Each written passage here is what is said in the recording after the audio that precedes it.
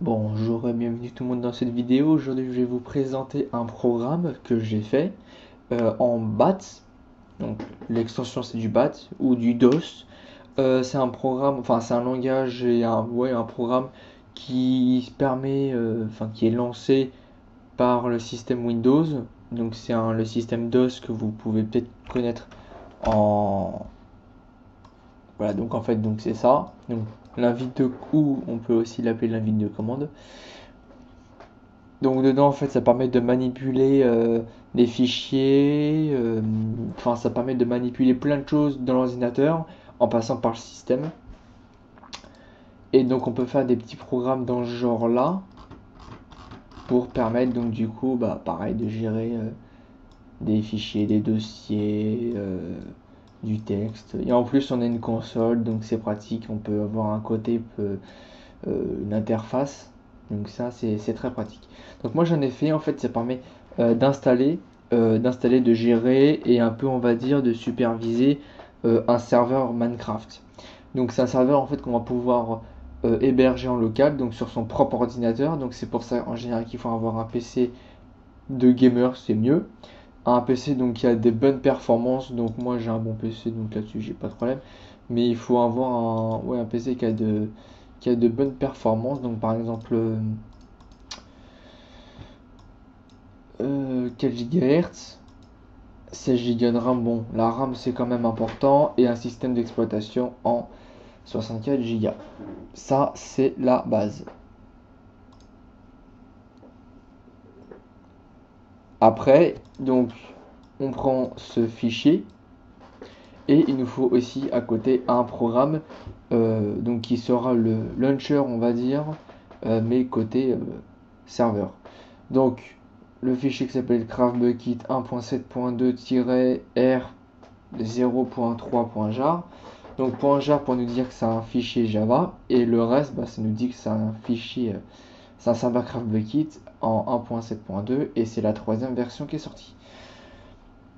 Alors si on clique deux fois sur ce fichier, il ne se passe absolument rien. Il est exécuté en tâche de fond, mais il ne se passe rien. Donc j'ai fait un petit launcher. Donc on a un menu. Donc 1, demander démarrer le serveur. 2, ouvrir l'historique d'utilisation. 3, quitter l'assistance. Donc c'est ça l'assistance. 4, le paramètre, les paramétrages. 5, préinstallation, préinstaller le serveur. 6, installer le serveur, à faire uniquement au premier démarrage du serveur. Que voulez-vous faire? Donc je vais lui dire que moi je veux préinstaller le serveur, donc je fais 5. Quel est le nom du dossier, ou pour que... En fait, donc là il va créer un fichier, enfin un dossier, pardon, et donc là il va me demander de le nommer. Donc je vais mettre n'importe quoi, par exemple je vais mettre serveur. Je vais mettre SM pour serveur Minecraft, entrée. Donc là il vient de le créer, donc là comme je suis sur le bureau, il l'a créé sur le bureau. Donc il est ici. Il est là. Et donc il me dit dedans de mettre le fichier, donc le launcher, et le fichier lanceur. Donc le launcher, donc c'est ça là, enfin le genre de launcher, donc c'est ça.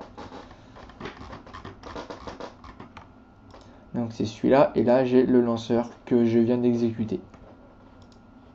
Donc je le relance parce qu'il s'est fermé tout seul, c'est normal. Et donc là maintenant je vais installer le serveur. Donc je fais 6. Quel est le nom du fichier du serveur? Donc c'est celui-là. Donc je prends tout le nom, même avec l'extension. Je fais coller, entrée. Et là il est en train d'exécuter et d'installer le serveur. D'ailleurs on voit derrière là qu'il est en train de tout installer. Bien comme il faut.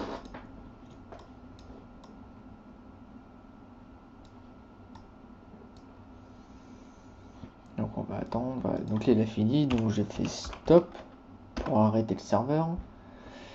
Voilà. Maintenant je vais voir dans l'historique. Donc pour aller voir dans l'historique, en fait je vais appuyer sur 2. Donc ouvrir l'historique d'utilisation, entrée, et donc là il me dit que le serveur a été installé le 28/2/15 à 18h27, 28 secondes et 62 centièmes. Après, donc là, le serveur est installé et l'historique, le fichier historique est ici. Donc on peut l'ouvrir manuellement. Après, donc je vais lui dire que je veux démarrer le serveur parce que maintenant il est prêt. Donc je lui dis de démarrer. Donc dans la console, on voit qu'il est en train de charger tous les fichiers, de démarrer normalement, comme un serveur normal, oui, enfin classique quoi. Je vais attendre un petit peu. Donc là, je vais l'arrêter. Je retourne voir dans le fichier et donc là, c'est pareil. Donc il me dit qu'il est installé, ensuite que je l'ai démarré et que je l'ai arrêté. Après il a affiché une ligne pointillée pour séparer avec le prochain message qui va arriver. Et donc c'est pareil sur la main, c'était comme ça. Donc maintenant que ça c'est fait, il ne faut surtout pas préinstaller le serveur ni le réinstaller. Quoique le réinstaller... installer à la limite on peut, mais il ne faut pas faire deux serveurs dans le même fichier. Dans le même dossier, pardon. Ça peut poser de gros problèmes. Donc maintenant je vais cliquer sur, je vais faire 4 pour paramètres, et en fait quand je rentre dans les paramètres, en fait ça va simuler l'activation du serveur, mais juste dans le programme, c'est-à-dire qu'il ne va pas ouvrir le serveur, il va pas ouvrir le fichier CraftBukkit, il va juste simuler l'ouverture du programme, donc il va afficher dans l'historique tout ça, comme si que le programme était démarré. Donc je fais entrer, donc là il m'affiche simulation de l'activation du serveur, après il fait des requêtes, après il me dit simulation de l'arrêt du serveur et il fait des requêtes, et voilà, donc là il a fini. Je retourne voir dans le fichier, l'historique, et donc là il me dit le serveur a été démarré, machin, pour test. Donc c'est bien précisé que c'était un test.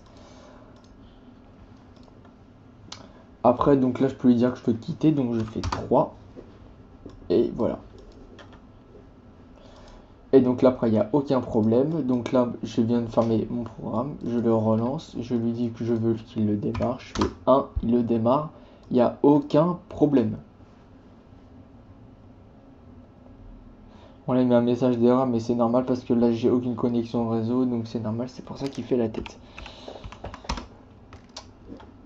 Voilà, donc c'est la fin de cette vidéo, j'espère que ça vous a plu, que vous avez appris plein de choses. Le programme, je le mettrai sûrement dans la description ou dans un commentaire si jamais vous me le demandez. Vous avez des questions, pareil, en commentaire, vous mettez un petit pouce vert si ça vous a plu. Moi, ça, en tout cas, ça va me faire plaisir. Vous abonnez à ma chaîne pour voir plein d'autres choses sur Minecraft ou de la programmation ou plein d'innovations bien sympathiques.